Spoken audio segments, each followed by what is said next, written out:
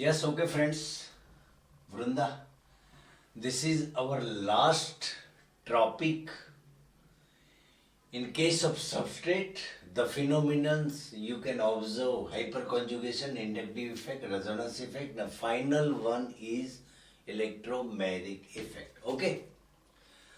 Then, what is electromagnetic effect? Electromagnetic effect is nothing. A displacement of pi bond electron. Otherwise multiple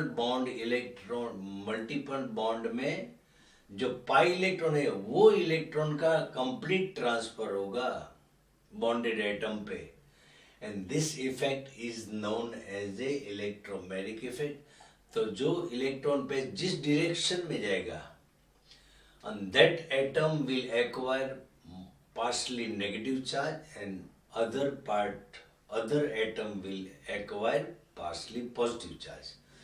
Okay, one more thing, what the characteristics of this effect?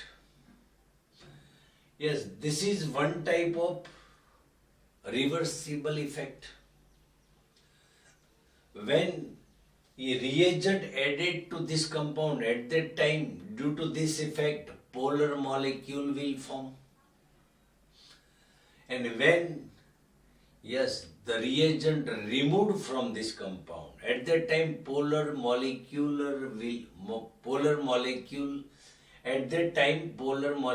will disappear and compound regain its original condition, original position.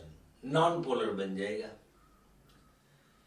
Yes, ऊपर से this is the temporary effect. Yes, inductive effect was permanent effect. ये temporary effect है. दोनों में difference क्या है?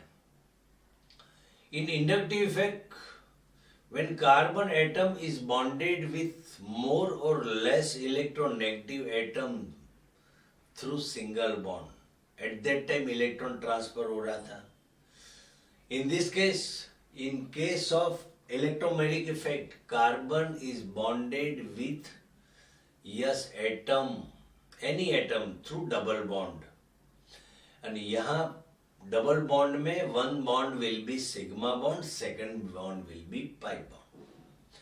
Pi bond के electron pair will shifting करेंगे और जिस डायरेक्शन में जाएंगे यहाँ माइनस डेल्टा और अपोजिट साइड पे प्लस डेल्टा, यदि इलेक्ट्रॉन इस साइड डाइवर्ट होते हैं तो यहाँ माइनस डेल्टा प्लस डेल्टा, ये पोलर मॉलिक्यूल्स बनता है. यदि उसमें से रिएजेंट माइनस हो जाएगा तो ये फिर कंपाउंड, ओरिजिनल कंपाउंड अपना मिल जाएगा.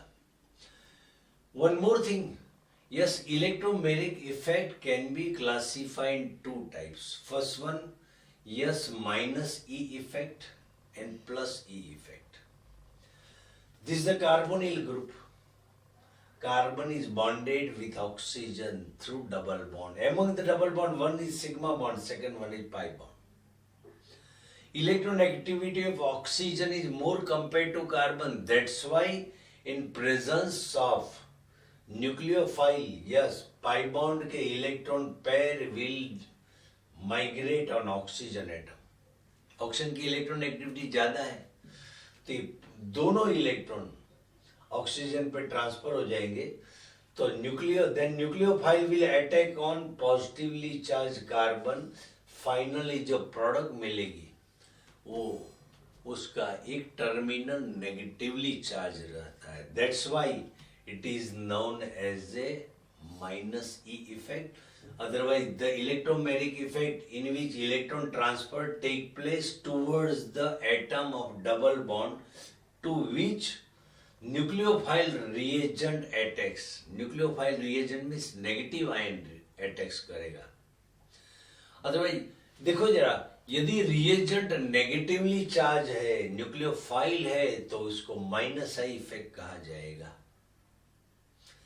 Second one is plus E effect. In double bond में, yes, देखो यहाँ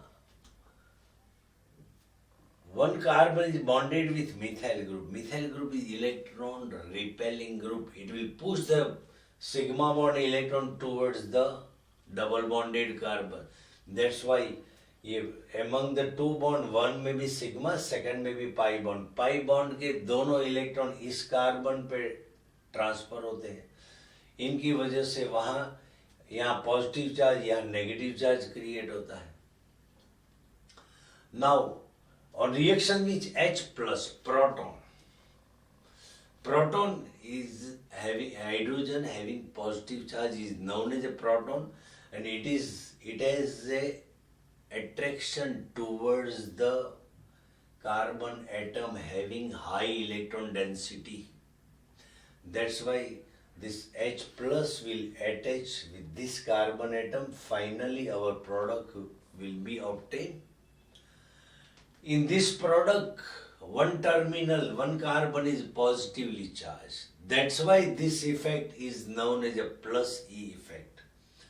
Otherwise, you can say the electromagnetic effect, in which electron transfer take place towards the atom of double bond, to which electrophile reagent, otherwise you can say cation या plus ion attacks. And that type of effect is known as a plus E effect. In short, reagent की condition पे ये effect को division किया जाता है, classify किया जाता है। यदि रिएजेंट नेगेटिवली चार्ज है, न्यूक्लियोफाइल है, तो उसको माइनस ई इफेक्ट कहा जाएगा। If reagent is positively charge, if the reagent is electrophile, then उसको हम प्लस ई इफेक्ट बोलते हैं। ये इफेक्ट टेम्पररी है और ये रिएक्शन भी रिवर्सिबल है। ये प्रोडक्ट मिलेगी, वो चार्ज प्रोडक्ट मिलती है, या तो पॉजिटिव चार्ज रहेगा प्रोडक्ट के ऊपर या नेगेटिव चार्ज रहेगा। सपोज प्रोडक्ट के ऊपर पॉजिटिव चार्ज रहता है तो हम उसको प्लस ई इफेक्ट बोलेंगे, या नेगेटिव चार्ज रहता है उसको माइनस इफेक्ट बोलेंगे। तो ये हो गया अपना इलेक्ट्रोमैग्नेटिक इफेक्ट की बात। ओके शर्मिला, यस वृंदा, यहाँ खत्म करते हैं। Next time it will be our last period. अब देखो ये electronic displacement in covalent bond, ये किस में होता है? सबस्ट्रेट में। कुछ नहीं होता, समझ लो। हमने रिएजेंट में क्या देखा? क्लीवेज ऑफ बॉन्ड, उसमें से फ्री रेडिकल भी मिलते हैं, कैटायन भी मिलते हैं, उसको हम इलेक्ट्रोफाइल बोलते हैं, या एनाइल मिलते हैं, या तो उसको हम न्यूक्लियोफाइल बोलते हैं। ये रिएजेंट रिएक्टिव होते हैं, एक्सट्रीमली रिएक्टिव है। अब सबस्ट्रेट में इलेक्ट्रॉन ट्रांसफर होगा, तो जिस डायरेक्शन से इलेक्ट्रॉन ट्रांसफर होके जिस डायरेक्शन में जाता है वहां पार्शली नेगेटिव चार्ज क्रिएट होगा, और नेगेटिव चार्ज जहां है वहां अटैक कौन करेगा? इलेक्ट्रोफाइल जुड़ जाएगा और प्रोडक्ट मिलेगी। समझ में आता है? तो ये अब केमिकल रिएक्शन का क्लासिफिकेशन हम नेक्स्ट टाइम ले लेंगे। Okay, thank you very much.